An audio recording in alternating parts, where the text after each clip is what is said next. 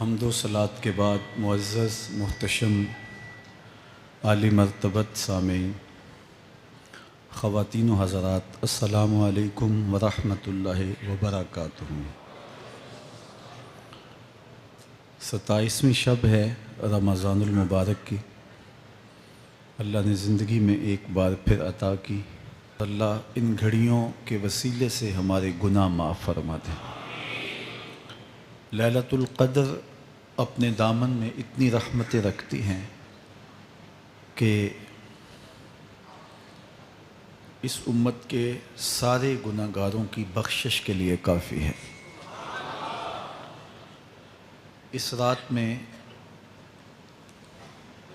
روح الامی اترتے ہیں فرشتوں کے جلو میں، جھرمٹ میں، اور اہل ایمان جو قیام میں ہوتے ہیں، قعود میں ہوتے ہیں، ذکر الہی میں ہوتے ہیں، ان سے مصافحہ کرتے ہیں۔ یہ رات کون سی ہے؟ ترکی خیمے میں چٹائی ایک سمت کر کے سر انور حضور نے باہر نکالا اور فرمایا کہ لیلۃ القدر کو آخری عشرے میں تلاش کرو۔ اور ایک روایت کے لفظ یہ ہیں کہ آخری عشرے کی تاک راتوں میں تلاش کرو۔ وہ تاک رات کون سی ہے؟ اس کو مخفی رکھا گیا۔ حضرت ابی بن کعب رضی اللہ تعالی عنہ صحابی رسول ہیں، فرماتے ہیں میں قسم کھاتا ہوں کہ وہ رات 27ویں شب ہے۔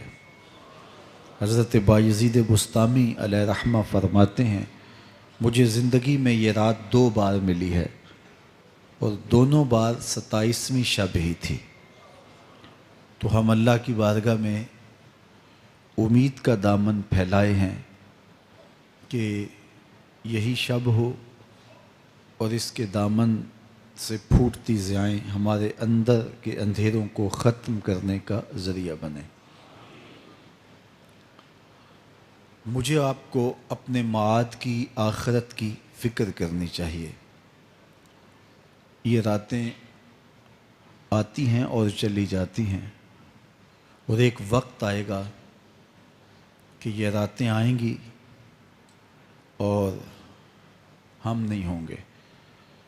کتنے لوگ ایسے ہیں جو پچھلے سال تھے لیکن آج نہیں ہیں، ان سے گزشتہ سالوں میں تھے، آج نہیں ہیں۔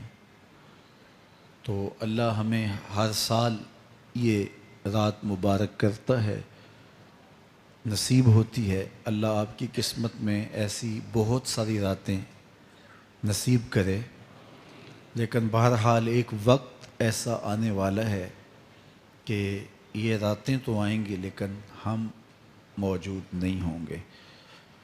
تو یہ جو میسر راتیں ہیں، ان کے دامن سے پھوٹتی ضیائیں ہمیں اپنے اندر سمو لینی چاہیے کہ ہم دنیا پہ نہ بھی ہوں گے تو یہاں سے جو ہم نے نور لیا ہوگا وہ قبر میں بھی چراغاں کرے۔ باطن کی روشنی، اندر کے اجالے اور روح کا چراغاں اس رات کے دامن سے لیا جا سکتا ہے۔ حضور علیہ السلام رمضان المبارک کے آخری عشرے میں کثرت کے ساتھ عبادت کرتے تھے۔ حضرت سیدہ عائشہ رضی اللہ تعالی عنہا فرماتی ہیں کہ حضور کمر بستہ ہو جاتے اور اپنا تہ بند کس کے باندھ لیتے، خود بھی جاگتے اور اہل خانہ کو بھی بیدار رکھتے۔ زندگی میں یہ ساعتیں جو ہمیں مقسوم ہوئی ہیں، یہ سعادت بری ساعتیں ہیں۔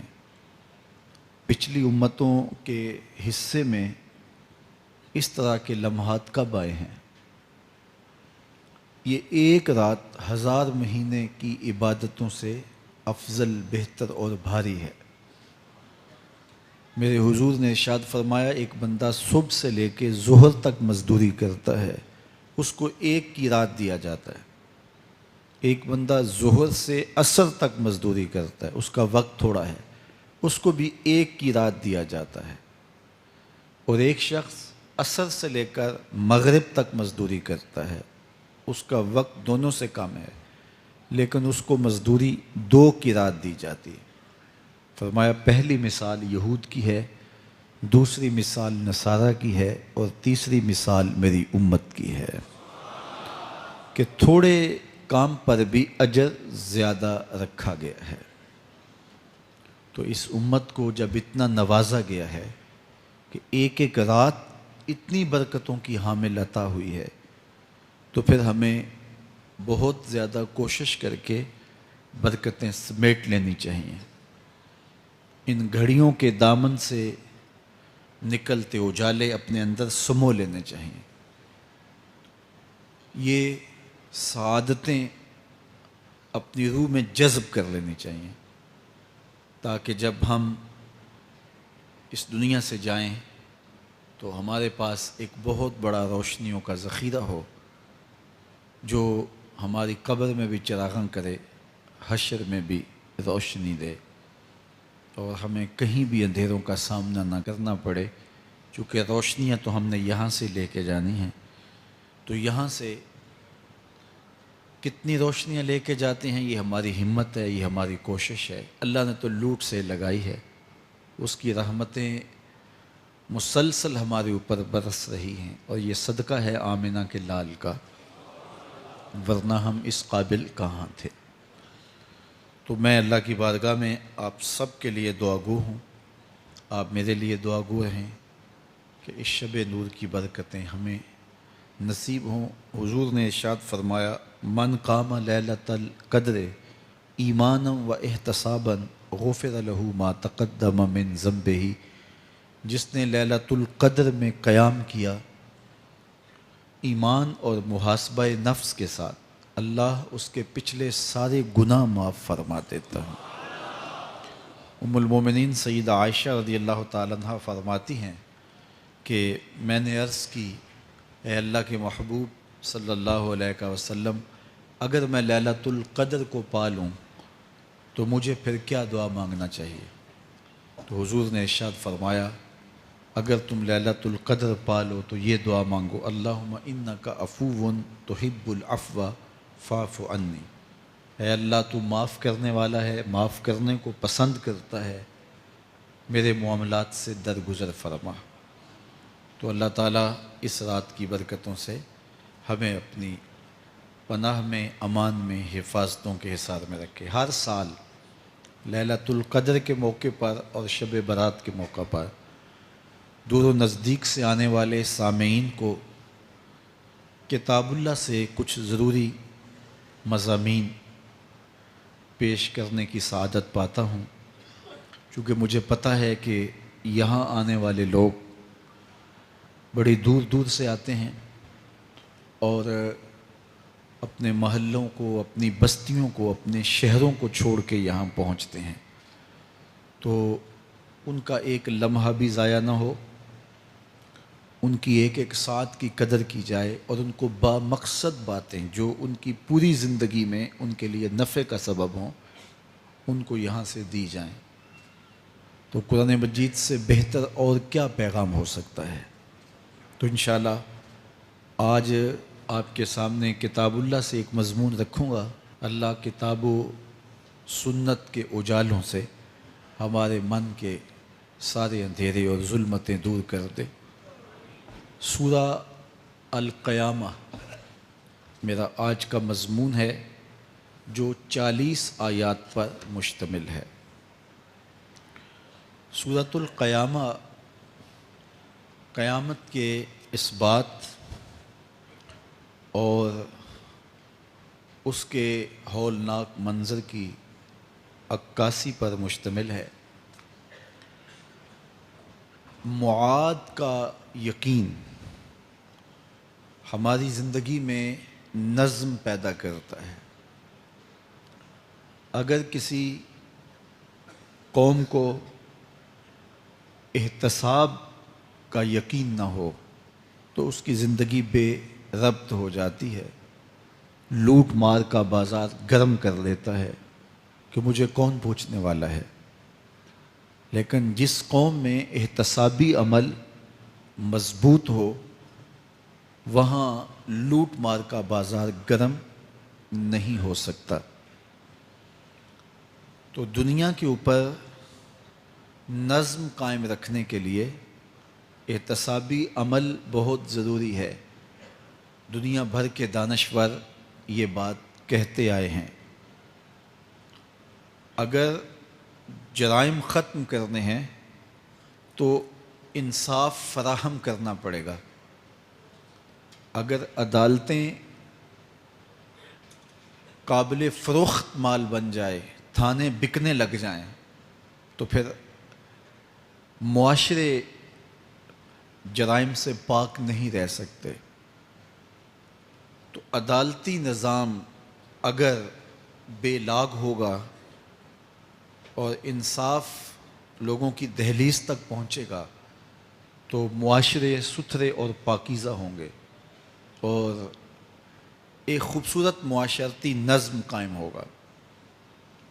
تو احتسابی عمل اور عدالتی نظم اچھا رکھنے کے نتائج ہم اپنی آنکھوں سے دیکھتے ہیں۔ تو کیا آخرت کا احتساب ہونا ضروری نہیں، جہاں افراد کا اور قوموں کا فرد عمل پیش ہو اور پھر جزا و سزا ان کو دی جائے؟ تو اسلام نے جو معاد اور آخرت کا تصور دیا ہے، یہ فرد اور قوم کی زندگی میں ایک نظم پیدا کرتا ہے۔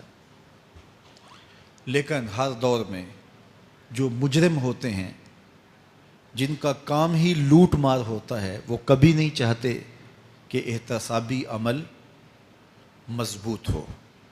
وہ چاہیں گے کہ عدالتیں قابل فروخت جنس بن جائیں، تھانوں کی بولیاں دی جا سکیں اور انصاف کبھی بھی قائم نہ ہو۔ تو بے لاگ احتساب کا وہ کبھی بھی رواج نہیں پڑنے دیں گے۔ جو لوگ آخرت کے تصور کو جھٹلاتے ہیں، ان ساری قوموں کو دیکھ لیں جنہوں نے آخرت کو جھٹلایا۔ وہ قومیں ہیں جو برائی میں لت پت تھیں اور گناہوں بھری زندگی بسر کر رہی تھیں۔ اب ایسی قومیں کبھی پسند نہیں کرتی کہ کوئی آخرت بھی ہو جس کا خوف انہیں گناہوں کی اور بدیوں کی زندگی سے نکالے، کیونکہ وہ اس زندگی سے نکلنا ہی نہیں چاہتے۔ تو آخرت کا وہ ڈٹ کے انکار کرتے۔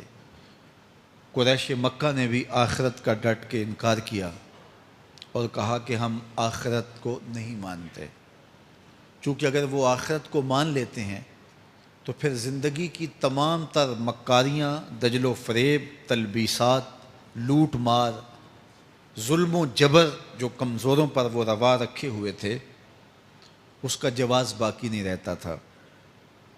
تو اس لیے انہوں نے اس کا ڈٹ کے انکار کیا۔ قرآن مجید کی جتنی بھی مکی صورتیں ہیں ان میں آخرت کا اثبات کیا گیا ہے اور معاد کو ثابت کرنے کے لیے دلائل دیے گئے ہیں۔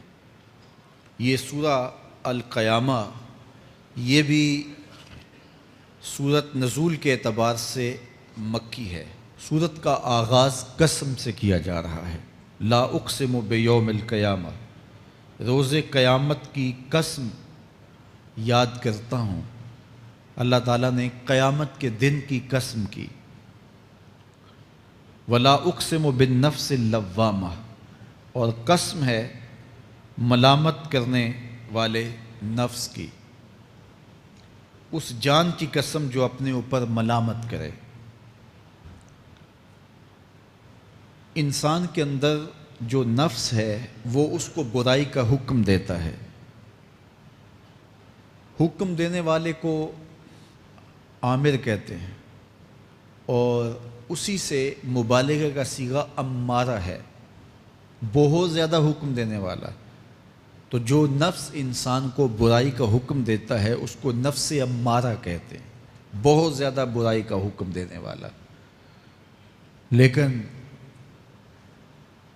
اللہ تعالیٰ جل شانہ دین کی برکت سے جب نفس کی اصلاح کرتا ہے تو نفس امارہ نفس لوامہ بن جاتا ہے، جو ملامت کرتا ہے، برائی پر بندے کو روکتا ہے. اندر ایک جنگ چلتی ہے، بندہ گناہ کرتا ہے لیکن اندر اس کا نفس اس کو ملامت کرتا ہے کہ تم غلط کر رہے ہو. تو اندر جو جنگ چل رہی ہوتی ہے، نفس ملامت کر رہا ہوتا ہے، گناہ بھی چل رہا ہوتا ہے، تمام عمر طوفان سے کھیلتے گزری، نیا کے ڈوبنے کا ڈر بھی رہا. تو یہ اندر جو کھینچا تانی ہے، ملامت اور گناہ، پھر توبہ بھی ہوتی ہے، پھر گناہ بھی سرزد ہو جاتے ہیں. تو یہ نفس لوامہ جو گناہ سے بندے کو روکتا ہے، اللہ تعالیٰ جل شانہ نے اس نفس لوامہ کی قسم کی ہے کہ مجھے قسم ہے انسان کے نفس لوامہ کی، جو اس کو برائی سے روکتا رہتا ہے اور خیر کی طرف اس کو بلاتا رہتا ہے. تو قیامت کی قسم کی اور نفس لوامہ کی قسم کی. اور جب نفس مزید ترقی کرتا ہے اور پھر اندر نیکی کی قوتیں پنپتی ہیں تو ایک وقت آتا ہے کہ پھر انسان نیکی ہی کے ماحول میں جینا شروع کر دیتا ہے. تو پھر نفس کو اطمینان ملتا ہے، اس نفس کو نفس مطمئنہ کہتے ہیں. اور جب نفس مطمئنہ بن جائے تو قیامت کے دن اللہ تعالیٰ جل شانہ آواز دے گا کہ میرے لیے گناہوں کو چھوڑنے والے آجا، تیرا رب تیرا منتظر ہے. سورہ الفجر میں ارشاد فرمایا، یا ایتھا النفس المطمئنہ ارجعی الی ربک راضیۃ مرضیہ فادخلی فی عبادی وادخلی جنتی. اے نفس مطمئنہ آجا، تیرا رب تیرے پہ راضی اور تو رب پہ راضی، میرے بندوں میں داخل ہو کے میری جنت میں داخل ہو جا. تو اللہ تعالی ہمارے نفس کو نفس مطمئنہ بنائے. تو نفس لوامہ بھی غنیمت ہے، جو گناہ پہ ملامت کرتا ہے. تو اللہ تعالیٰ جل شانہ نے قیامت کے دن کی قسم کی تو ساتھ نفس لوامہ کی بھی قسم کی. قسم تو کوئی بھی کرے تو سننے والا متوجہ ہوتا ہے کہ یہ جو قسم کی جا رہی ہے تو یہ کسی عنوان کی اہمیت کو بیان کرنا مقصود ہے. تو پھر قسم اگر رب کرے تو پھر سمجھنے کے لیے کافی ہے کہ وہ کتنا اہم مضمون ہوگا جس پہ میرا رب ہو کے قسم کر رہا ہے. تو قیامت پر اللہ تعالیٰ قسم فرما رہا ہے تاکہ اس کا قسم فرمانا اہل عقل کے لیے کافی ہو کہ اس کے اس بات کے لیے اس سے بڑی کیا دلیل ہو سکتی ہے کہ میرا رب اس پہ قسم کر رہا ہے. اَيَحْسَبُ الْإِنسَانُ أَن لَّن نَّجْمَعَ عِظَامَهُ. اللہ تعالیٰ ارشاد فرماتا ہے کہ کیا آدمی یہ سمجھتا ہے کہ ہم ہرگز اس کی ہڈیاں جمع نہیں فرمائیں گے. یہ ایک کافر تھا، عدی بن ربیعہ، یہ مراد ہے یہاں انسان سے. ایک روایت کے مطابق ابو جہل بن ہشام مراد ہے. تو یہ ابو جہل یا عدی بن ربیعہ یہ کہتے تھے کہ کیا ہڈیوں کو دوبارہ جوڑا جائے گا، دوبارہ ان کو جمع کیا جائے گا؟ یہ نہیں ہو سکتا، قیامت نہیں آ سکتی. وہ کہتے تھے یہ جہاں ہے بس ختم ہو جائے گا کام تمام، لہٰذا جو عزت پانی ہے، جو لذت حاصل کرنی ہے، جو عیش و عشرت کرنی ہے، جو کچھ کرنا ہے اسی جہان میں کر لو. آج کل بہت سارے لوگوں کا رویہ بھی یہی ہے کہ بس ٹھیک ہے، یہ دنیا ہی سب کچھ ہے، آخرت بس ایک اعتقاد کی حد تک ذہن کے کسی گوشے میں ہے، 2 لمحوں کے لیے خیال آیا تو رک گئے، پھر اپنی وہی ڈگر کی زندگی.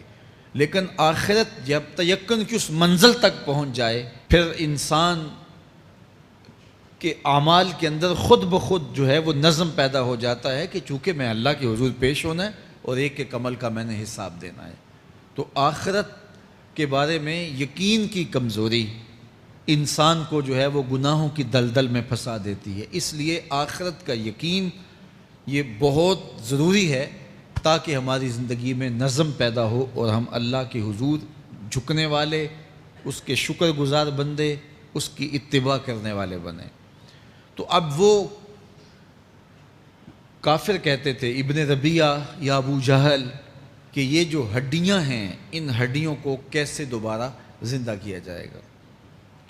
نضر بن حارث ایک کافر تھا، وہ کہیں سے قبرستان سے پرانی ہڈی اٹھا لایا اور وہ اتنی بوسیدہ تھی کہ ہاتھ کے لمس سے ٹوٹ ٹوٹ کے گرتی تھی، اور حضور کے پاس آ کھڑا ہوا اور آ کے کہنے لگا کہ کیا ان ہڈیوں کو دوبارہ زندہ کیا جائے گا؟ کون ہے ان کو جو دوبارہ زندہ کرے؟ اور ساتھ ہڈی توڑتا ہے اور اس کے ریزے زمین پہ گرتے ہیں۔ تو حضور علیہ السلام نے اللہ کی جانب سے اس کا جواب دیا۔ ذرا قرآن پڑھیے، سورہ یاسین کا آخری رکوع ہے، وَضَرَبَ لَنَا مَثَلًا وَنَسِیَ خَلْقَهُ قَالَ مَن يُحْيِي الْعِظَامَ وَهِيَ رَمِيمٌ۔ اب وہ باتیں کرنے لگ گیا ہے، اس کی زبان بولنے لگی ہے، اب کہاوتیں ہمارے لیے لاتا ہے، اور کیا کہتا ہے؟ مَن يُحْيِي الْعِظَامَ وَهِيَ رَمِيمٌ، ان ہڈیوں کو کون زندہ کرے گا جبکہ اتنی بوسیدہ ہو گئی ہیں۔ تو یہ نضر بن حارث حضور کے سامنے ہڈی لایا تھا اور توڑتا تھا اور کہتا تھا یہ ہڈیاں زندہ ہوں گی، ان ہڈیوں کو دوبارہ اٹھایا جائے گا جو اتنی بوسیدہ ہو گئی ہیں کہ ہاتھوں کا لمس بھی گوارا نہیں کرتی، اس کو دوبارہ زندہ کیا جائے گا، کون زندہ کرے گا؟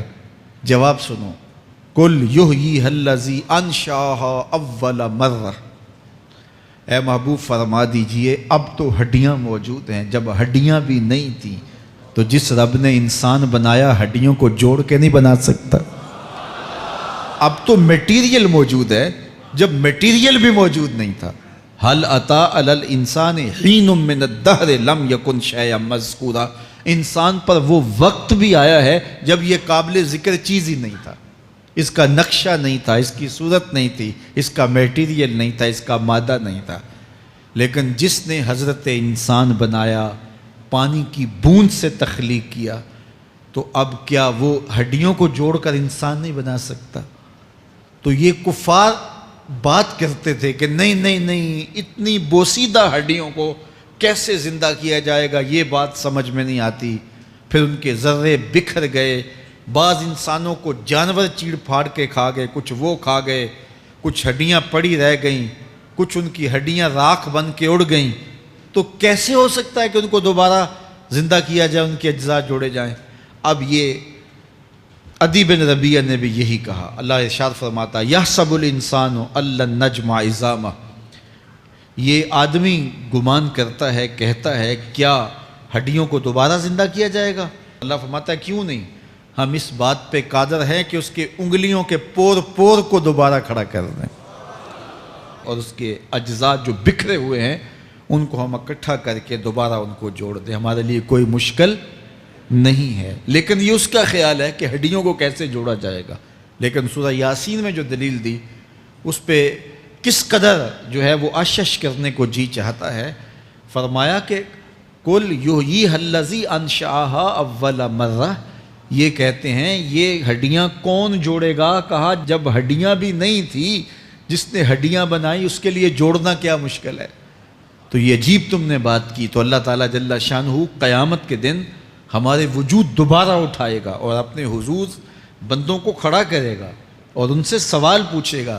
یہ نہیں ہے کہ جو مرضی کرتے گئے، ایک آدمی نے ظلم کیا، جبر کیا، زیادتیاں کی، لوگوں کا حق لوٹا، لوگوں کا مال غصب کیا، عزتیں پامال کی، اور اتنا مؤثر تھا کہ عدالتیں وہ خرید لیتا تھا، کچہریاں وہ خرید لیتا تھا، پولیس وہ خرید لیتا تھا، کوئی سے پوچھنے والا نہیں تھا، اس کی بات چلتی تھی، اس کا فون چلتا تھا، اس کا رکا چلتا تھا، عیش و عشرت کی زندگی گزاری اور مر گیا، ہزاروں کے حق غصب کر کے، ہزاروں کا مال ہڑپ کر کے، لوگوں کی آبروئیں لوٹ کے مر گیا اور قبر میں چلا گیا، بس قصہ ختم۔ اب نہ وہ اٹھے گا، نہ اس سے حساب لیا جائے گا، تو پھر انصاف کہاں گیا؟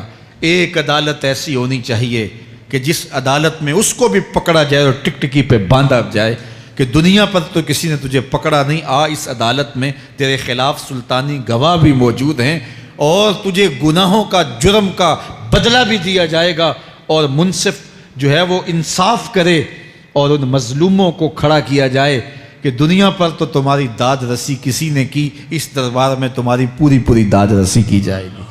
عقل مانتی ہے کہ ایک ایسا دربار ہونا چاہیے، ایسا احتسابی عمل ہونا چاہیے، ایک ایسی عدالت لگنی چاہیے کہ جس کا کہیں جسے انصاف نہیں ملا اس کو وہاں جا کے انصاف ملے، اور وہ دن قیامت کا دن ہے۔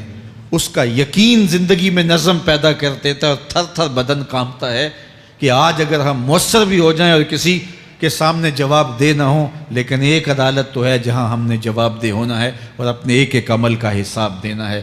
تو اللہ ارشاد فرماتا ہے کہ اس عدالت کے سامنے تم نے پیش ہونا ہے، تمہارے جوڑ جوڑ کو اللہ تعالیٰ دوبارہ کھڑا کرے گا اور اس کو دوبارہ تخلیق کرے گا اور پیدا کرے گا، اور تم دوبارہ کھڑے ہو جاؤ گے، اس کے حضور پیش ہوگے۔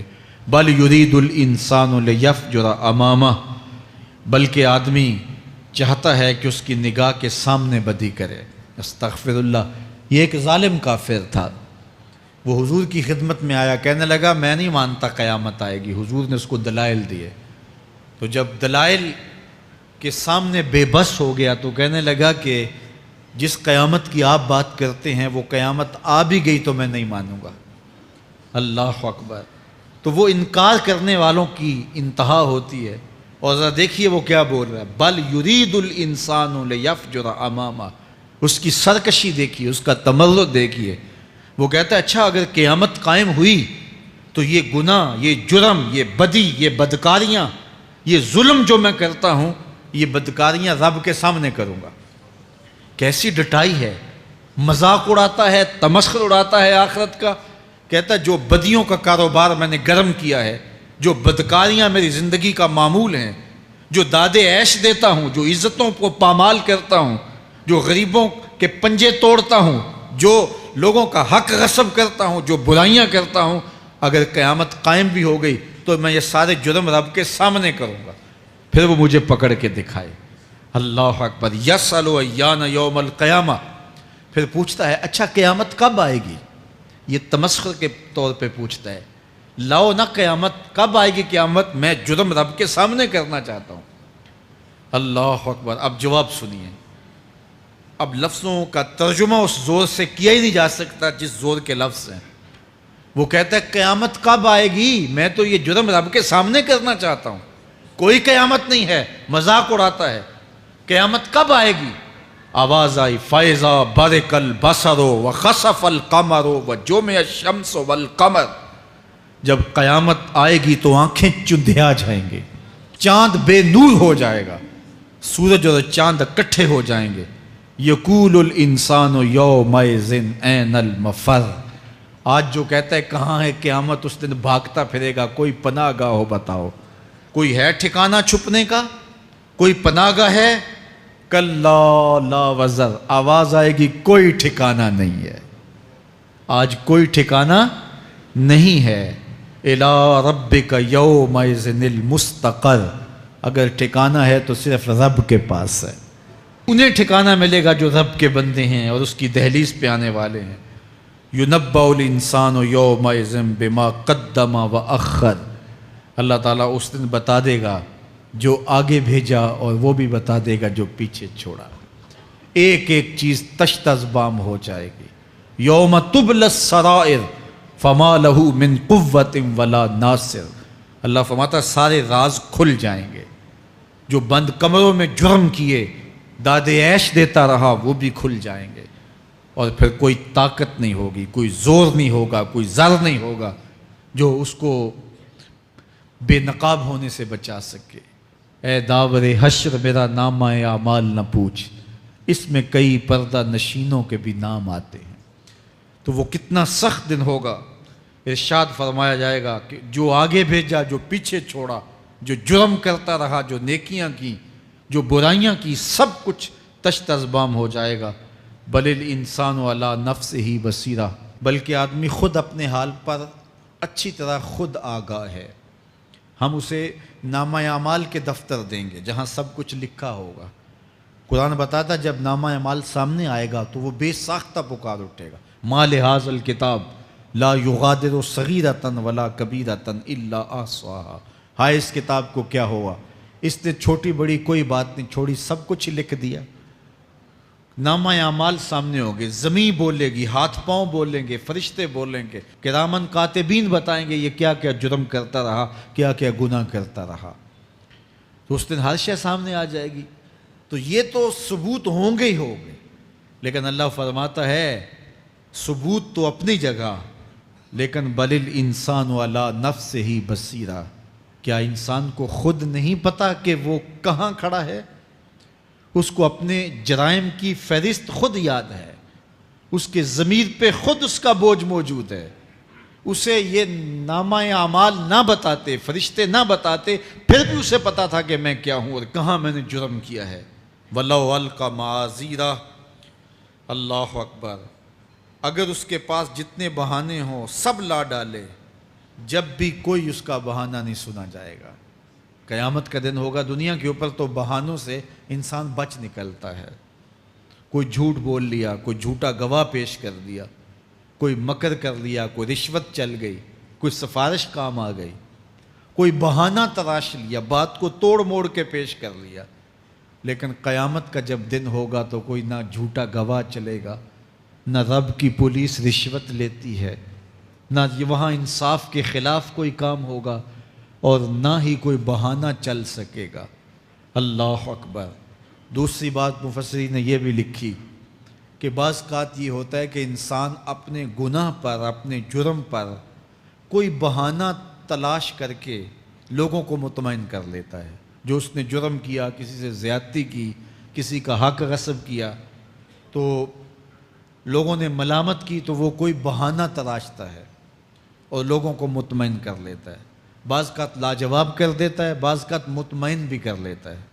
وہ لوگوں کو تو مطمئن کر لیتا ہے لیکن وہ خود مطمئن نہیں ہو سکتا۔ جس نے جرم کیا ہوتا ہے، جرم اس کو اندر سے ڈستا رہتا ہے، اس کا ضمیر اس کو ٹھوکریں مارتا رہتا ہے، اندر کی بے چینی اسے تنگ کرتی رہتی ہے۔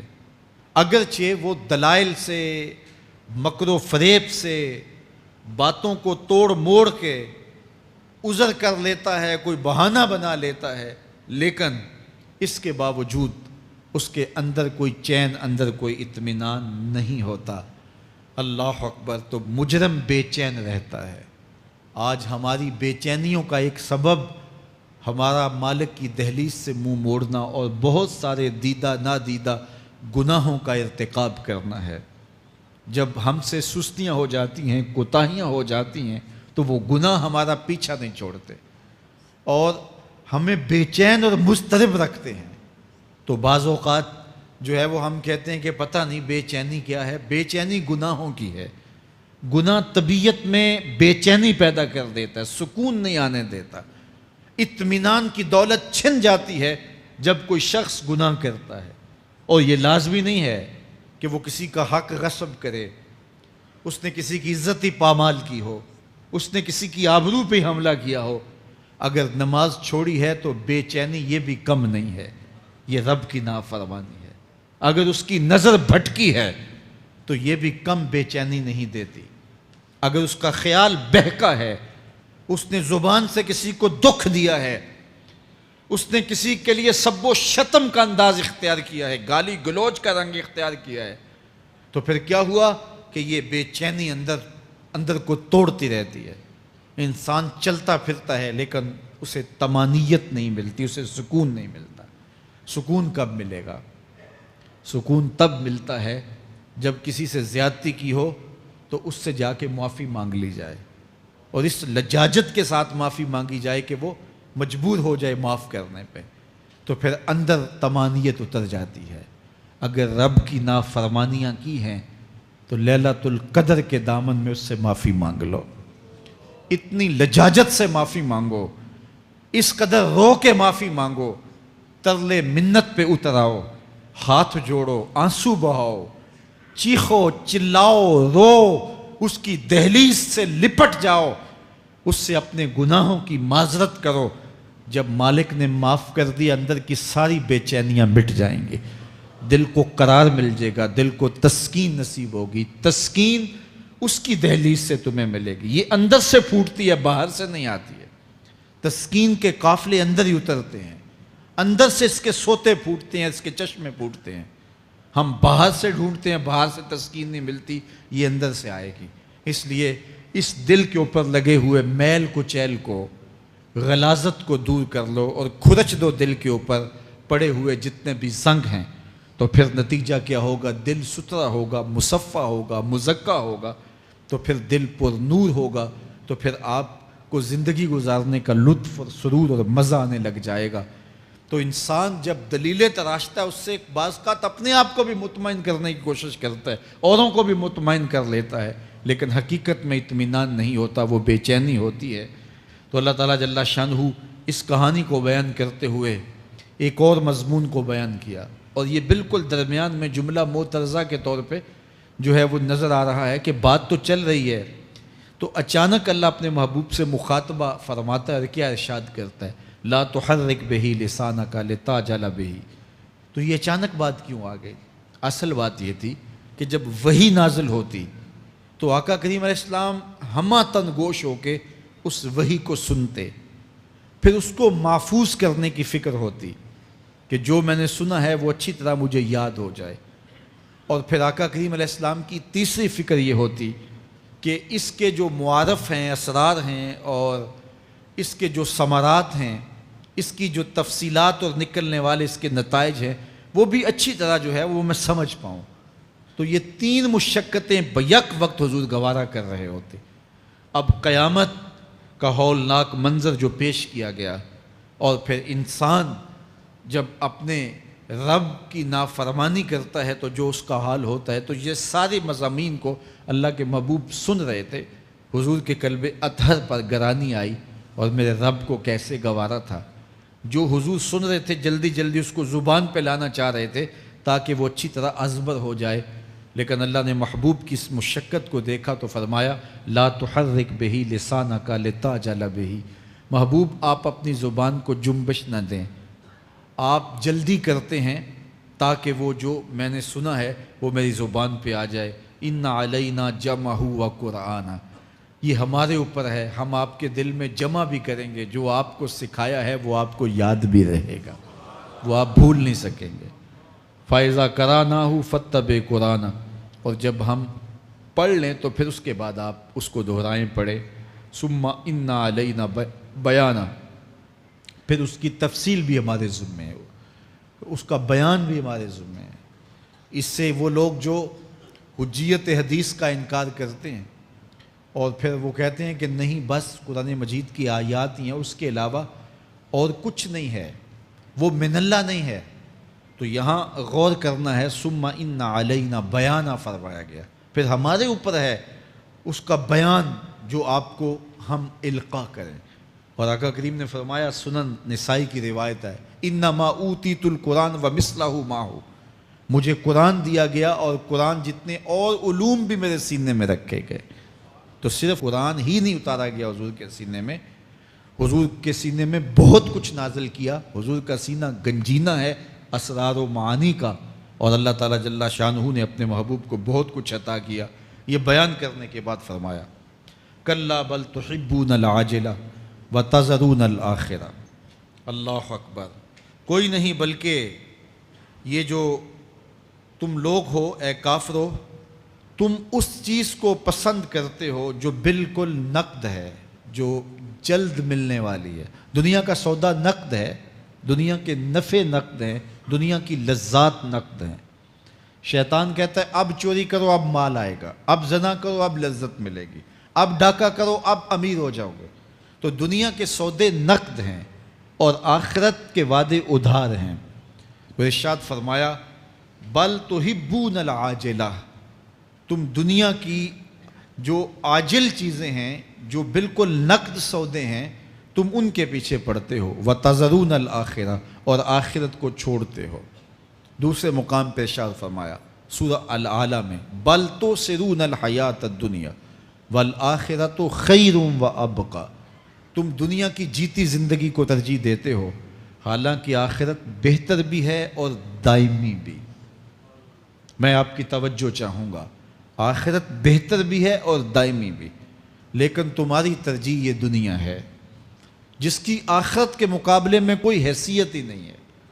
حضور نے ارشاد فرمایا، اگر کسی کو جنت میں ایک کوڑا رکھنے کی جگہ مل جائے، ایک ڈنڈا رکھنے کی جگہ مل جائے، دنیا و ما فیہا کی دولتوں سے وہ زیادہ قیمتی ہے۔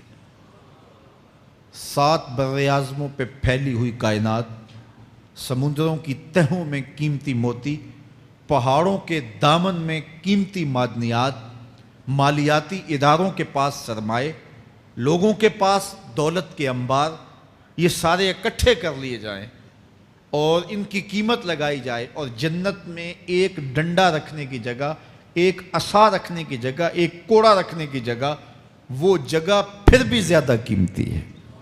پراپرٹی ویلیو ہوتی ہے نا، وہ کہتے ہیں کہ دور دراز دیہات سے 10 ایکڑ فروخت کریں تو یہاں ہمارے بائی پاس پہ اگر لیں تو 1 کنال جگہ آئے گی، 10 ایکڑ فروخت کر کے یہاں 1 کنال ملے گی۔ اور اگر آپ مزید اس کو فروخت کر کے مزید جو ہے وہ کسی مہنگے علاقے میں چلے جائیں تو ہو سکتا ہے 2 مرلے اس 10 ایکڑ کے مقابلے میں آئیں۔ تو اس طرح مختلف جگہوں کی پراپرٹی ویلیو ہوتی ہے۔ اللہ کے محبوب جنت کی پراپرٹی ویلیو بتا رہے ہیں۔ 7 براعظموں پہ پھیلی ہوئی کائنات کو ایک پلڑے میں رکھیں، پوری دنیا کے اندر جو سرمائے ہیں، جو ماضی میں سرمائے لوگوں نے خرچ کر لیے، جو حال میں موجود ہیں، جو آنے والے ادوار میں لوگوں کے پاس آئیں گے، قارون کا خزانہ اور سرمائے سارے اکٹھے کر کے ایک پلڑے میں رکھ دیں، جنت میں ایک عصا رکھنے کی جگہ پھر بھی زیادہ قیمتی ہے۔ تو پھر دنیا کی آخرت کے مقابلے میں قیمت کیا ہوئی؟ دنیا کی جنت کے مقابلے میں ویلیو کیا ہوئی؟ اور جنت میں سب سے کم جگہ کس کو ملے گی؟ جو سب سے آخر میں جائے گا۔ ظاہر ہے سب سے کم جگہ اسی کے پاس ہوگی جو سب سے آخر میں جہنم کے دھکے کھا کھا کے، رگڑے سہ سہ کے پھر آخر میں جنت میں جائے گا۔ سب سے تھوڑی جگہ اس کے پاس ہوگی۔ حدیث پاک میں آتا ہے، بخاری میں آتا ہے، حضور نے ارشاد فرمایا کہ جب جہنم سے آخری جہنمی نکالا جائے گا تو اللہ تعالیٰ اسے پوچھے گا، بتا تیری کوئی آرزو؟ تو وہ کہے گا، مالک یہ آرزو ہے، یہ آرزو ہے، مختلف آرزوؤں بتائے گا۔ اللہ فرمائے گا، لکا ما تمنیتا، جو تو نے آرزو کی جا جا تجھے میں نے عطا کر دی، اب جنت میں چلا جا۔ تو اس کی تو توقع یہ ہوگی کہ سایہ دیوار جنت میں جگہ مل جائے تو غنیمت ہے، اور اگر جنت کے اندر جاؤں تو کوئی جھونپڑا مل جائے 2 مرلے کا تو وہ بھی کافی ہے۔ لیکن اللہ اسے کتنی جگہ دے گا؟ اللہ فرمائے گا، جا جنت میں، تیرے لیے جنت میں دنیا سے 10 گنا جگہ ہے۔ 7 براعظموں کو 10 سے ضرب دے تو کہا کہ دنیا سے 10 گنا جگہ تیرے لیے۔ اس کو یقین ہی نہیں آئے گا، وہ کہے گا، اتسخر وانت الملک، میرے رب تو بادشاہ ہو کے مجھ سے مذاق کر رہا ہے؟ اللہ فرمائے گا، نہیں، تیرے لیے 10 گنا جگہ ہے، اور اس کے لیے 10 گنا جگہ ہوگی جو سب سے آخر میں جنت میں جائے گا۔ میں آپ کی توجہ چاہوں گا، جو آخری جنتی ہے اس کے پاس کتنی جگہ ہوگی، کتنی پراپرٹی ہوگی؟ آج تو 2، 10، 20، 50 مربع کسی کے پاس ہوں تو وہ اتراتا ہوا چلتا ہے کہ میں اتنا بڑا ذمہ دار ہوں۔ جنت میں آخری جنتی کی جگہ کتنی ہوگی؟ دنیا سے 10 گنا جگہ۔ تو داتا گنج بخش علی حجویری کی جاگیروں کا عالم کیا ہوگا؟ بابا فرید الدین گنج شکر کی جاگیروں کا عالم کیا ہوگا؟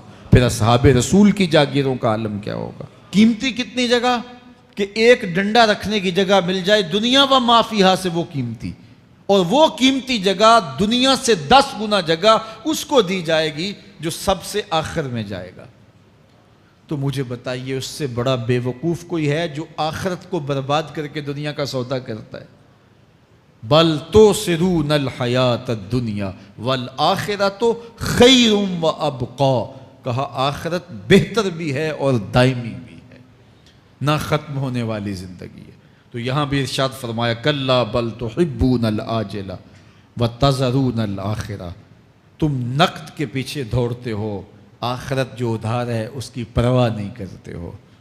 یہ نقد تمہیں مل بھی جائے، پہلی تو بات ہے ملتی نہیں ہے، دنیا تمہارے آگے بھاگتی ہے اور تم پیچھے بھاگ رہے ہو۔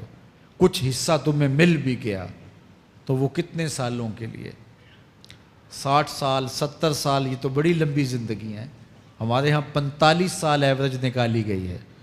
60 سال بھی کوئی جی لے، 70 سال بھی کوئی جی لے، کیا حیثیت ہے آخرت کے مقابلے میں؟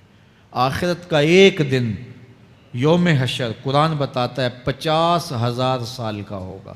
50 سال کا نہیں، 100 سال کا نہیں، 50,000 سال کا ایک دن۔ پھر اس کے بعد نا ختم ہونے والی زندگی، مینڈے کی شکل میں موت کو بھی ذبح کر دیا جائے گا۔ موت کو بھی موت آ گئی، اب موت نہیں ہے، نا ختم ہونے والی زندگی۔ اور جو جنت میں چلا گیا سب سے آخر میں جانے والے کی یہ جائیدادیں۔ تو اصل زندگی تو آخرت کی زندگی ہے۔ کلا بل تحبون العاجلہ وتذرون الآخرہ، یہ تو ایک سودا ہے۔ اب اللہ تعالیٰ ایک اور چیز بتا رہا ہے، ذرا غور کیجئے۔ دنیا کی محبت دل میں ایسی پیدا ہو گئی کہ ہمیں سال کے بعد ماہ سیام میں مسجد میں آنا نصیب ہوتا ہے، اور ہم اپنی ہی دنیا میں مگن ہیں کہ یہی دنیا سب کچھ ہے۔ یہ کائنات بھی دیکھو، میرا رب بیان کر رہا ہے، وجوہ یومئذ ناظرہ الی ربہا ناظرہ۔ وہ دن جب آئے گا تو جب بندے اس کے حضور حاضر ہوں گے، جنہوں نے اپنی زندگی حزم و احتیاط سے گزاری ہوگی، رب کی اتباع میں، فرما برداری میں، اس کے حکموں کو پورے کرتے بسر کی ہوگی، پھر ان کو صلہ کیا ہوگا؟ اللہ فرمایا کچھ چہرے ہوں گے جو تر و تازہ ہوں گے، کھل کے گلاب ہو جائیں گے، چہرے منور اور تابہ ہوں گے۔ یہ اتنے کھلے کیوں ہوں گے؟ چہرے گلاب کیوں ہوں گے؟ الی ربہا ناظرہ، اس لیے کہ رب کا دیدار نصیب ہوگا۔ رب کا دیدار نصیب ہوگا تو چہرے کھل جائیں گے اور چہرے شگفتہ ہو جائیں گے، چہرے تر و تازہ ہو جائیں گے۔ یار کوئی پرانا دوست مل جائے اور آپ سخت صدمے کے ماحول میں ہوں تو اچانک اسے دیکھ لیں تو آپ کا چہرہ کھل جاتا ہے اور آپ کا چہرہ گلاب بن جاتا ہے، تو پھر کیا منظر ہوگا؟ دنیا کے تھکے ہوئے لوگ، جنگوں کے ستائے ہوئے لوگ، بدر، احد، حنین اور کربلا کی سختیاں گوارا کیے ہوئے لوگ، تہجد کے اندر لمبا قیام کر کے راتوں کی تنہائیوں کے تھکے ہوئے لوگ، حلال کھایا حرام نہیں کھایا اور دنیا سے پیچھے رہ گئے، دنیا آگے چلی گئی اور یہ حلال کی تلاش میں بظاہر پیچھے رہ گئے۔ گھر والے بھی تانے دیتے ہیں کہ تم تو پیچھے رہ گئے، دنیا کہاں چلی گئی، تمہارے رشتہ دار کہاں چلے گئے۔ تانے اور تانوں تشنیع کے برستے تیر سہے ساری زندگی گزار دی۔ دکھوں کے مارے ہوئے یہ شخص جب قیامت کے دن اپنے رب کے حضور جائیں گے تو اللہ رخ انور سے نقاب ہٹا دے گا۔ پھر کیا ہوگا؟ اللہ کا دیدار ہوگا تو یہ چہرے کھل جائیں گے، ساری تھکن اتر جائے گی، جنم جنم کی ساری تھکن اتر جائے گی اور چہرے شگفتہ گلاب بن جائیں گے۔ اللہ فرمائے گا دیکھو ان کے چہرے کیسے کھلے ہوئے، وجوہ یومئذ ناظرہ الی ربہا ناظرہ۔ یہ تو خوش نصیب لوگوں کے چہرے ہیں۔ ووجوہ یومئذ باسرہ، اور پھر اس دن کچھ منہ بگڑے ہوئے ہوں گے۔ کیسے بگڑے ہوں گے؟ پاؤں میں درد ہو تو چہرے پر بگاڑ ہوتا ہے، پیٹ میں درد ہو تو چہرہ اچھا دکھائی نہیں دیتا، کان میں درد ہو، آنکھ میں درد ہو، سر میں درد ہو تو چہرہ بگڑ جاتا ہے۔ اور ان کے چہرے اتنے بگڑے ہوں گے، کوئی آنے والا خوف طاری ہو تو چہرے بگڑ جاتے ہیں۔ اور انسان کے چہرے کی ہوائیاں اڑی ہوتی ہیں، اب ان کے چہروں کی ہوائیاں اڑی ہوں گی۔ کیوں؟ قرآن بتاتا ہے تظن ان یفعل بہا فاقرہ، یہ ڈر رہے ہوں گے کہ ہمارے ساتھ اب جو سلوک ہونے والا ہے وہ کمر کی ہڈی توڑ دے گا۔ ہم نے رب کے حکموں کو توڑا، ہم نے پرواہ نہیں کی، ہم سمجھے دنیا میں آئے ہیں تو ہماری دنیا ہے، آوارہ ہوں، خواہشات نفس کے مطابق زندگی گزاریں، آنکھیں بے حیائی میں لگی رہیں، سوچیں آوارگی میں لگی رہیں، کان نغمے سنتے رہے، زبان جھوٹ بکتی رہی، ظلم و جبر کا بازار گرم رکھا، عصمت عزت پامال کرتا رہا، لوگوں کا مال لوٹتا رہا، حق غصب کرتا رہا، کلیجے اور دل چیرتا رہا، لوگوں کو زخمی کرتا رہا، لوگوں کے جذبات سے کھیلتا رہا، پرواہ نہیں کی کہ یہ دنیا ہے، امتحان گاہ ہے، چند دنوں کے لیے آئے ہیں، اللہ کے حضور پیش ہونا ہے، عملوں کا حساب ہونا ہے۔ اب جب وہ دیکھیں گے کہ ہمارے ساتھ کیا ہونے والا ہے تو ان کے چہرے پہلے بگڑ جائیں گے۔ کیوں؟ وہ گمان کریں گے کہ ان کی ریڑھ کی ہڈی توڑ دی جائے گی۔ ایسے عذاب آئیں گے جس طرح کسی کی ریڑھ کی ہڈی ٹوٹ جائے تو اس کا چہرہ شگفتہ گلاب تو نہیں ہوتا، اس کا چہرہ جو ہے وہ تو کس قدر مرجھایا ہوا ہوتا ہے۔ تو اللہ ارشاد فرماتا ہے اس طرح ان کے چہرے ہوں گے۔ ابھی عذاب آیا نہیں ہے لیکن چہرے پہلے اترے ہوئے ہوں گے، اور جب عذاب کی بھٹی میں ڈالے جائیں گے، اللہ اکبر، اور وہ سخت عذاب، حضور نے جبریل امین سے پوچھا مجھے جہنم کے عذابوں کا ذکر سناؤ۔ عرض کی حضور سب سے ہلکے عذاب کی کہانی سناتا ہوں، اور وہ یہ کہ جہنمی کے پاؤں میں آگ کا جوتا رکھا جائے گا، باقی پورا بدن اس کا سلامت ہوگا۔ یہ سب سے ہلکے عذاب کی کیفیت ہے۔ اب پاؤں میں آگ کا جوتا ہوگا، حدت، گرمی، شدت اتنی ہوگی کہ دماغ پگھل کے ناک اور کانوں کے راستے سے باہر آ جائے گا۔ پاؤں میں رکھے ہوئے جوتے کی گرمی دماغ کو ایسے چڑھے گی کہ وہ پگھل جائے گا اور ناک اور کانوں کے راستے سے باہر آ جائے گا۔ تو اللہ کے عذاب کے خوف سے چہرے بگڑ جائیں گے، حالت سلامت نہیں رہے گی۔ یہ بات ذہن میں رکھیں کہ اللہ جس کو جہنم میں ڈالے گا اس کو اس صورت میں نہیں ڈالے گا، یہ محمدی صورت ہے، یہ شکل اس کی چھین لی جائے گی اور اس کی شکل بڑی کر دی جائے گی۔ اس کا ایک ایک دانت احد پہاڑ جتنا ہوگا۔ احد پہاڑ کا پھیلاؤ 15 کلومیٹر پہ ہے، 15 کلومیٹر کا ایک دانت، اور 32 دانت کتنے ہوں گے تو منہ کتنا بڑا ہوگا۔ اس کو اتنا بڑا اس لیے کیا جائے گا تاکہ وہ عذاب کی تکلیف زیادہ سہے۔ 70 گز موٹی کھال ہوگی، اور کھال جل جائے گی تو اللہ قرآن میں فرماتا ہے ہم نئی کھال دے دیں گے تاکہ عذاب کی تکلیف اس کو گوارا کرنی پڑے۔ پھر چیخے گا، چلائے گا، ہائے مجھے پانی دو، پانی دو، پیاس کی شدت ہے۔ 70 سال تک تو اس کی کوئی آواز ہی نہیں سنے گا۔ 70 سال کے بعد داروغہ جہنم چیخ کر کہے گا کیا مانگتا ہے؟ وہ بولے گا مجھے پانی چاہیے۔ کہا جائے گا تو بے بھی ملتا ہے پانی۔ پھر داروغہ جہنم اسے پانی دے گا، کوکا کولا کی بوتل دے گا یا پیپسی تھما دے گا یا منرل واٹر کی بوتل دے گا؟ نہیں، قرآن بتاتا ہے اسے مائے حمیم دیا جائے گا، کھولتا ہوا پانی، اور وہ اتنا گرم ہوگا جب پینے کے لیے چہرے کے قریب کرے گا اس سے اٹھتی ہوئی بھاپ کی وجہ سے چہرے کی کھال ادڑ کے اس کے اندر گر پڑے گی، لیکن اس کے باوجود اس کو پینا پڑے گا۔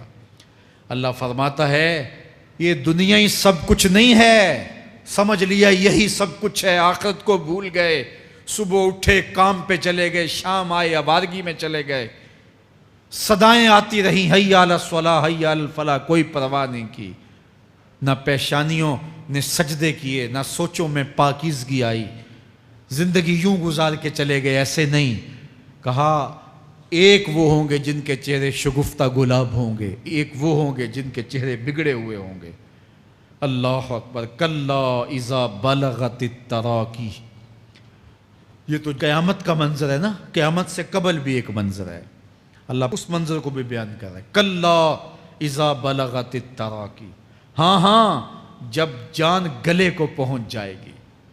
اے انسان تیرے اوپر وہ گھڑی بھی آنے والی ہے، وہ وقت بھی آنے والا ہے جب سانس اس ہنسلی میں اٹک جائے گا، جب سینے سے بھی سانس اوپر چلی گئی، اب ڈاکٹر بھی لا علاج قرار دے رہے ہیں کہ اب علاج نہیں رہا ہے، جان بس اب نکلنا چاہ رہی ہے، اور کہا جائے گا کوئی جھاڑ پھونک والا بلاؤ۔ اب ڈاکٹروں نے تو جواب دے دیا، اب سانس اٹک گئی گلے میں، چند لمحوں کی مہمان ہے۔ اب ڈاکٹروں نے کہا اب ہماری جانب سے لا علاج ہو گیا، اب لے جاؤ اس کو گھر یا وینٹیلیٹر پہ ڈال دیتے ہیں اس کو، بس اب ہماری جانب سے کوئی اس کا علاج نہیں ہے۔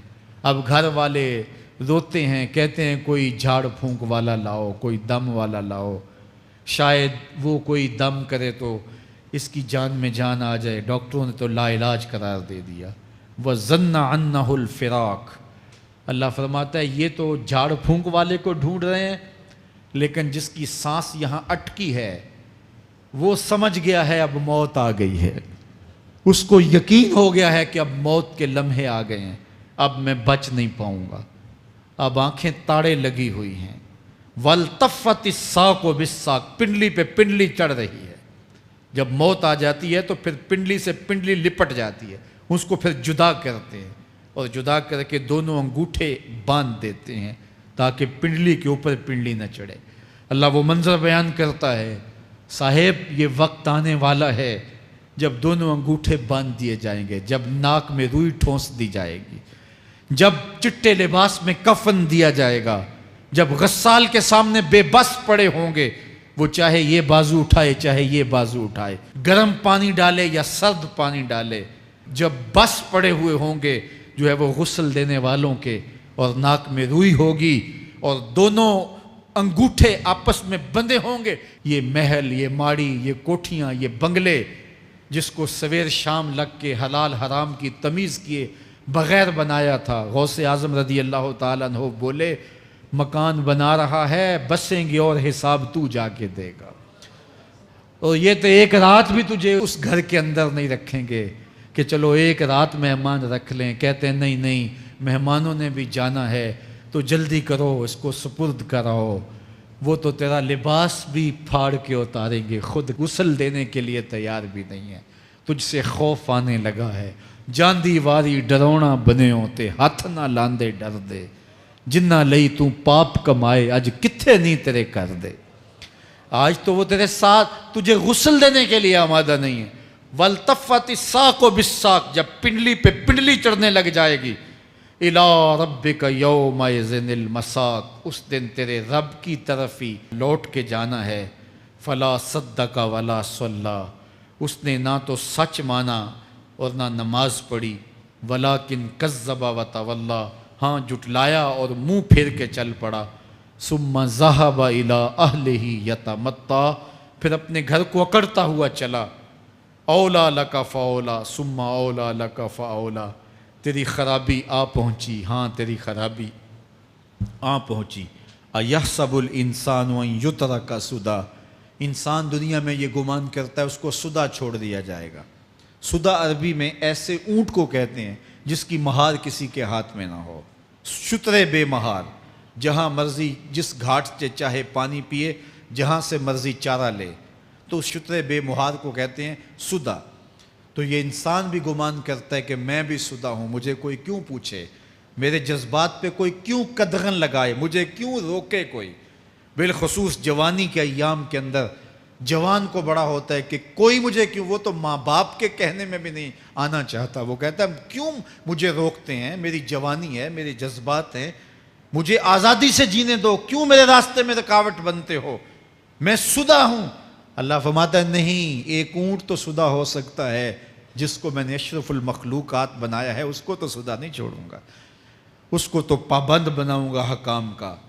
اب وہ کہتا ہے کہ نہیں نہیں، یہ کیسے دوبارہ اٹھائے جائیں گے؟ اب دوبارہ وہی بات پھر آ گئی، الم یک نطفۃ من منی یمنی، اللہ فرماتا ہے ایک بوند تھی نا، پانی کا ایک قطرہ تھا جو رحم مادر میں رکھا گیا، ثم کان علقہ، پھر وہ پانی کا قطرہ لوتھڑا بنا، فخلق فسوی، پھر اللہ نے اسے پیدا فرمایا اور پھر ٹھیک ہموار کیا، فجعل منہ الزوجین الذکر والانثی، پھر اس سے وہ جوڑ بنائے، کوئی مرد بنایا کوئی عورت بنائی۔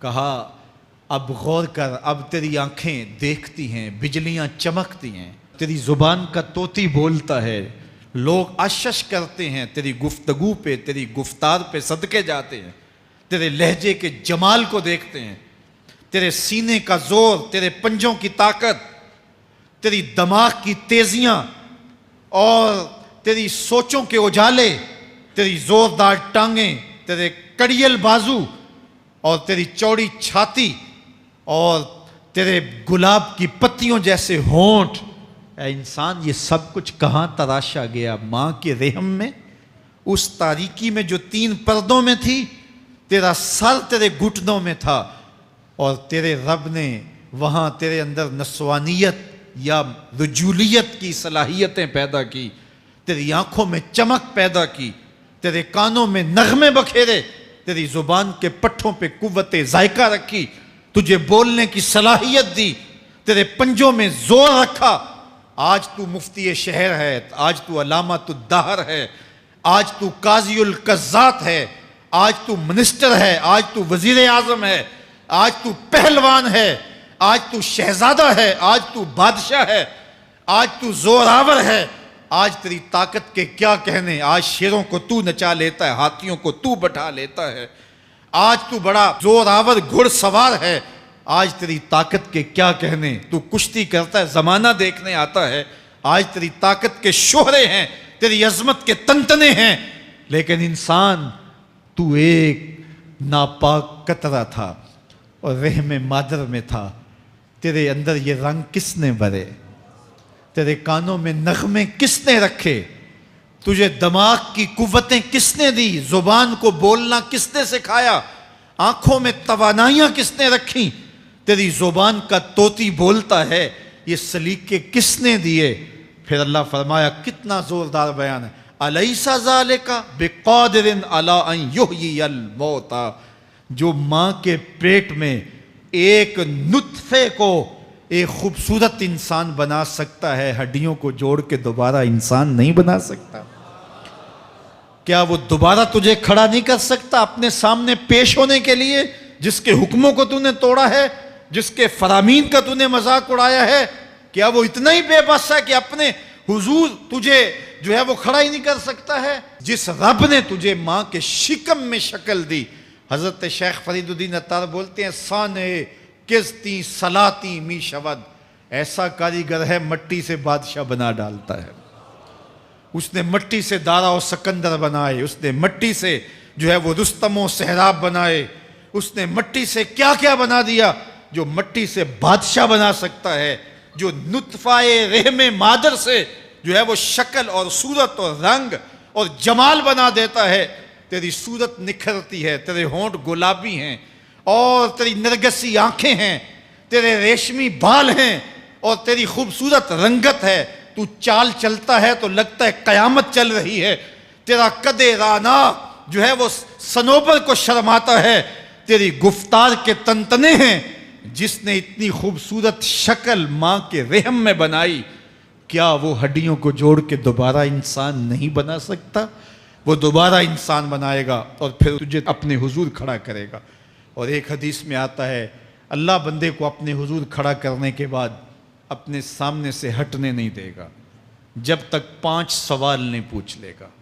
ان عمر ہی فیما افنا ہو، اس کی عمر کے بارے میں پوچھے گا، کہاں ضائع کی؟ میں نے تجھے زندگی دی، 60 سال 70 سال 40 سال 50 سال، اس زندگی کو کہاں گزار کے آیا ہے؟ ان شباب ہی فیما ابلا ہو، اس کی جوانی کے بارے میں پوچھا جائے گا، جوانی کہاں گزار کے آیا ہے؟ مجنوں تو نہیں بنا رہا، خواہشات کا اسیر تو نہیں ہو گیا، دیوانوں کی طرح زندگی تو نہیں گزار کے آ گیا؟ تیری جوانی کسی چوک میں تو نہیں گزری، تیری جوانی آوارگی میں تو نہیں گزری، ساری رات سوشل میڈیا کے اوپر گندگی اور غلاظتیں تو نہیں دیکھتا رہا؟ تیری زندگی گزری کہاں ہے؟ تیری جوانی گزری کہاں ہے؟ اگر کوئی جواب نہ ہوا تو پھر کیا جواب دے گا؟ اور وہ کتنا خوش نصیب ہوگا جو کہے گا، مالک میری جوانی سجدوں میں گزری، میری جوانی قیام میں گزری، میری جوانی رکوع میں گزری۔ میرے حضور فرماتے ہیں، سبعۃ یظلھم اللہ فی ظلہ یوم لا ظل الا ظلہ، 7 اشخاص ایسے ہیں قیامت کے دن جب کوئی سایہ نہیں ہوگا، اللہ ان 7 کو اپنے عرش کا سایہ دے گا۔ ان میں سے دوسرا شخص میرے حضور نے بیان فرمایا، وَشَابٌ نَشَأَ فِي عِبَادَةِ اللَّهِ، وہ جوان جس کی جوانی اللہ کی عبادت میں گزری۔ جوانوں، اپنی زندگی کو مالک کی دہلیز پہ لے آؤ۔ جوانی وہی ہے جو مالک کی چوکھٹ پہ گزرے۔ اپنے دل کا تعلق جوڑو، عشق کرنا ہے تو پھر آمنہ کے لال سے کرو، محبت کا رشتہ ان سے جوڑو، تعلق کا ربط ان سے قائم کرو، جوانی کو دین کی راہ پہ ڈالو۔ اللہ اکبر، سنو میرے حضور کا فرمان، انا حبیب اللہ، میں اللہ کا حبیب ہوں۔ پھر فرمایا، الشاب التائب حبیب اللہ، جو جوان جوانی میں توبہ کرے وہ بھی اللہ کا حبیب ہے۔ آؤ اللہ کے حبیب بن جاؤ، اللہ کے حبیب بن جاؤ، اللہ کے حبیب بن جاؤ، اللہ کے محبوب بن جاؤ۔ لیلۃ القدر کی گھڑیاں ہیں، رات کا پچھلا پہر ہے۔ اللہ کے حضور یہ عہد کر کے اٹھو، مالک جو زندگی گزر گئی، آئندہ جوانی کا ایک ایک لمحہ تیرے لیے گزرے گا۔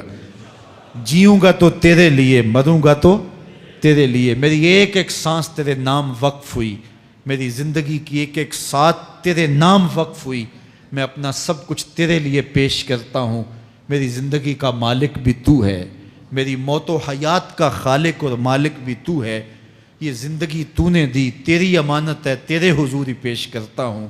اور لیلۃ القدر کی گھڑیوں میں اس عزم کے ساتھ گھروں کو لوٹو کہ اللہ میری زندگی کا ایک ایک لمحہ تیرے نام ہوا، آنے والے موسم تیرے نام ہوئے، میری جوانی تیرے نام ہوئی، میرے آنسو تیرے نام ہوئے، میری پیشانی تیرے نام ہوئی، میرے دل کی دھڑکن تیرے نام ہوئی، میری صلاحیتیں تیرے نام ہوئی۔ میری زبان بولے گی تو تیری تسبیح بولے گی، تیرے ذکر کے ترانے پڑے گی، میرے کان سنیں گے تو قرآن کے نغمے سنیں گے، میری آنکھیں دیکھیں گی تو مالک تیری قدرت کی نشانیاں دیکھیں گی، تیرے رسول کا روضہ دیکھیں گی، تیرا کعبہ دیکھیں گی۔ مالک میری زبان سچائی کے نور سے مالا مال ہوگی اور میں ساری زندگی تیرے نام کرتا ہوں۔ اور جب آپ اپنی ساری زندگی اللہ کے نام کر دیں گے تو پھر وہ پوری کائنات تمہارے نام کر دے گا۔ کی محمد سے وفا تو نے تو ہم تیرے ہیں، یہ جہاں چیز ہے کیا لوح و قلم تیرے ہیں۔ اللہ آپ سب کو اپنی پناہ میں، امان میں اور حفاظتوں کے حصار میں رکھے۔